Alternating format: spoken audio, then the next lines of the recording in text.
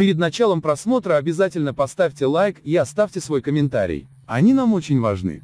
22 декабря 2020 года будет организован чартерный рейс Turkish Airlines по маршруту Туркменабад-Стамбул для вывоза турецких граждан, находящихся в Туркменистане. Посольство Турции в Ашхабаде на своем официальном сайте просит всех желающих вылететь на родину соотечественников, которые в данное время находятся на территории Туркменистана, связаться с посольством по электронной почте Embassy. ashgabat@mfa.gov.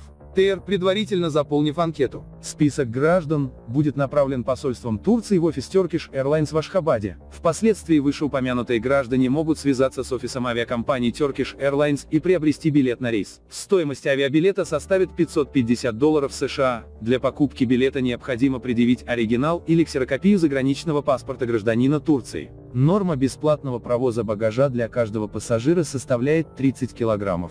Пассажирам можно будет взять с собой сумочку или ноутбук весом не более 8 килограммов. Можно будет приобрести дополнительное багажное место за $7 США.